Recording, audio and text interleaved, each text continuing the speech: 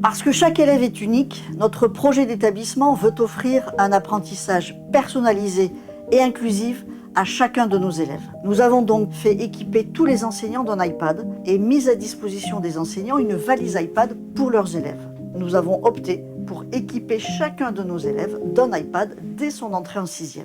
C'est dans cette perspective que les équipes éducatives sont régulièrement formées par mes soins, par des APLS et entre collègues, à travers un échange de pratiques, comme vous allez le découvrir en français par exemple. Ce que j'aime bien faire avec l'iPad, ce sont des dictées qu'ils font seuls parce que je me suis enregistrée. Chacun l'a fait à son rythme.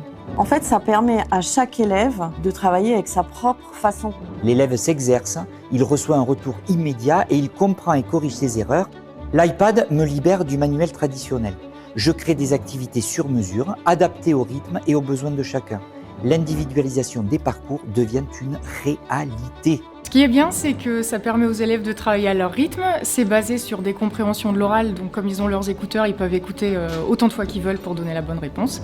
Et je sais qu'ils font quelque chose d'un petit peu semblable en SVT. Pour des élèves qui ont des troubles de la vision, pour lesquels l'utilisation du microscope classique peut être difficile, avec le microscope virtuel, ils peuvent faire la manipulation sur le microscope classique, mais après voir sur le virtuel. Et aussi pouvoir zoomer sur la tablette sur des images de haute qualité, ce qui leur permet finalement de faire les mêmes activités que les autres. Ce qui est pas mal aussi, c'est que j'arrive à englober tous les élèves, c'est-à-dire qu'il n'y a pas que les pros du dessin ou les personnes qui aiment l'art plastique qui vont bien réussir. Tous les élèves à besoins éducatifs peuvent réussir. Ils ont vraiment beaucoup de liberté. L'iPad est un instrument de musique de plus. Il multiplie les façons de jouer, d'écouter et de créer de la musique, offrant à chacun la possibilité de s'exprimer, d'être créateur et de devenir expert dans une de ces multiples façons de faire de la musique.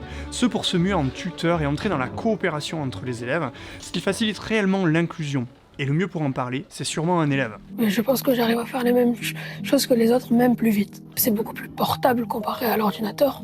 Parce que l'ordinateur, je peux le porter, mais c'est plus dur à sortir directement. Aujourd'hui, il est avec tout le monde a un iPad, et donc c'est bien aussi pour lui parce qu'il est plus tout seul, et même, il est plus en avance que les autres, donc il y a un partage qui se fait dans les deux sens. L'iPad a permis de naturellement amener vers l'indépendance, puisque donc à partir de l'année prochaine, Inaki ne sera plus accompagné par une aide humaine. C'est dans cette intention qu'Inaki, comme nos élèves à besoins éducatifs particuliers qui en ont besoin, bénéficie d'une configuration personnalisée de leur iPad. Elle est évolutive et elle est élaborée avec les partenaires de santé.